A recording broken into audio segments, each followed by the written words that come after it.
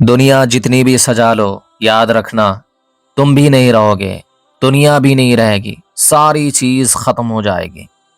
تمہاری بھی جیسی موت ہوگی ٹھیک اسی طرح اس کائنات کی بھی موت ہوگی۔ دنیا کے ہر انسان کی اگر موت واقع ہو تو اسے موت کہتے ہیں، اور جب ایک دن پوری کائنات کی موت ہوگی تو اسے قیامت کہتے ہیں۔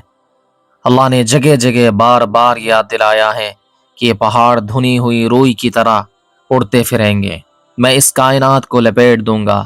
حضرت اسرافیل علیہ السلام کا سور اور پہلا زلزلہ، حضرت اسرافیل علیہ السلام دوبارہ سور پھونکیں گے۔ جب وہ پہلی بار سور پھونکیں گے تو زمین میں زلزلہ شروع ہوگا، اور وہ کیسا زلزلہ ہوگا؟ کوئی عام زلزلہ نہیں ہوگا، بلکہ پوری کائنات ایک ساتھ ٹوٹ پھوٹ جائے گی۔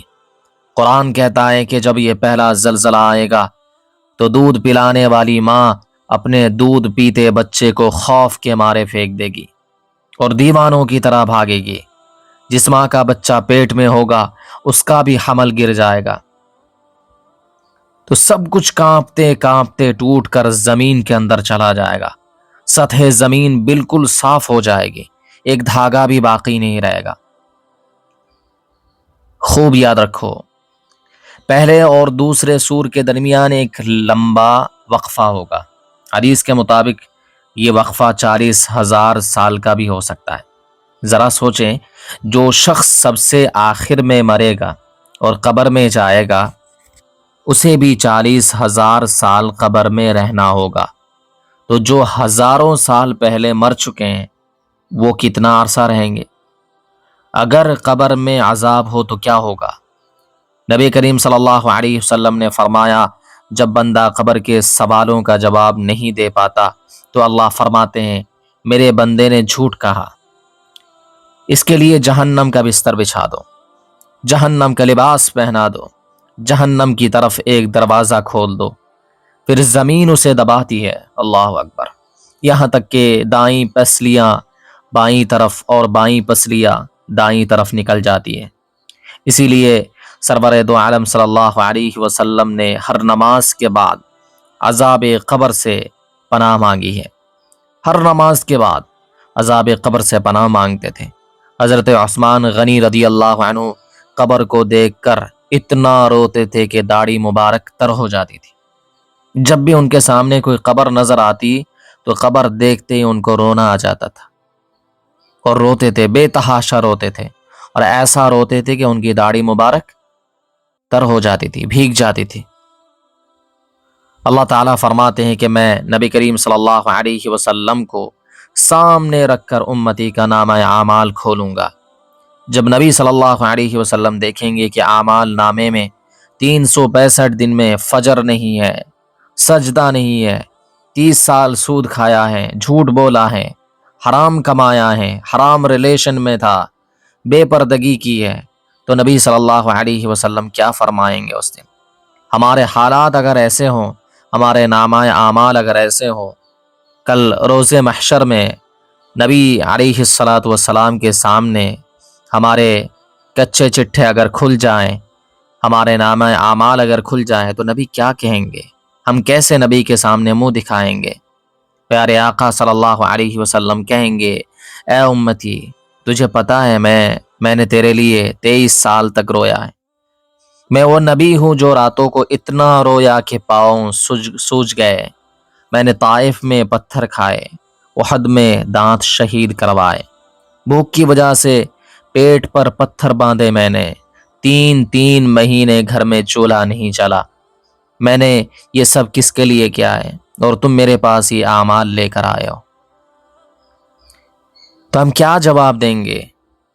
نبی صلی اللہ علیہ وسلم فرمائیں گے، تو نے مجھے اپنے رب کے سامنے شرمندہ کر دیا، میں گندا اعمال نامہ لے کر اللہ کے سامنے کیسے جاؤں؟ میں کیسے سفارش کروں؟ جیسے دنیا میں اگر کسی کے 100 مقدمے ہو تو کوئی شریف آدمی اس کی سفارش کرنے نہیں جاتا کہ اس کے اوپر بہت سے کیسز چل رہے ہیں، تو میں اس کی سفارش کیسے کر سکتا ہوں؟ میں اس کی سائٹ کیسے لے سکتا ہوں؟ تو اتنے گناہوں کے ساتھ نبی علیہ السلام کیسے سفارش کریں گے؟ پھر اللہ حکم دیں گے اور دوسرا سور پھونکا جائے گا، زمین میں دوبارہ زلزلہ آئے گا اور زمین اپنے اندر کی ہر چیز باہر نکال دے گی، انسان، جنات، سونا، چاندی، ہیرے، جواہرات سب باہر آ جائیں گے، یعنی زمین کے اندر جتنی ساری چیزیں ہوں گی سب آہستہ آہستہ باہر آنے لگیں گی۔ حدیث میں ہے کہ اس دن یہ سونا، چاندی اور مال و دولت اللہ کے حکم سے بولیں گے۔ یہ مال آواز دے گا، اے چور ادھر آ، جس مال کے لیے تو نے چوری کی تھی اسے لے لے۔ اے ڈاکو ادھر آ، لے اپنا مال۔ اے رشتہ توڑنے والے، جس زمین اور مال کے لیے تو نے بھائی اور چچا سے لڑائی کی تھی آج وہ مال لے لے۔ لوگ حیران ہو کر کہیں گے یہ زمین اور مال کیسے بول رہے ہیں، سوچنے پر مجبور ہو جائیں گے۔ اللہ فرماتے ہیں کہ آج یہ زمین تمہاری خبریں بیان کریں گی، تم نے زمین کے کس ٹکڑے پر، کس وقت پر، اندھیرے میں یا اجالے میں، تنہائی میں یا محفل میں جو بھی نیکی یا گناہ کیا، زمین سب بتا دے گی۔ اس دن کیا حال ہوگا ہمارا۔ رات کے اندھیرے میں تہجد پڑھی تو وہ بھی بتائے گی، اور اگر رات کے اندھیرے میں زنا، شراب یا جوا کھیلا تو وہ بھی بتائے گی۔ لوگ کہیں گے زمین کیسے بولتی ہے؟ ارے جس اللہ نے زبان کے گوشت کے ٹکڑے کو بولنا سکھایا ہے وہ پوری کائنات کو بلوا سکتا ہے۔ اس کے لیے چٹکیوں کا کھیل ہے، بائیں ہاتھ کا کھیل ہے، یہ اتنی بڑی کوئی بات نہیں ہے۔ ہماری زبان کیسی زبان ہے؟ گوشت کا ٹکڑا ہی ہے تو ہے، جس کے ذریعے سے ہم اتنا پٹر پٹر کرتے ہیں۔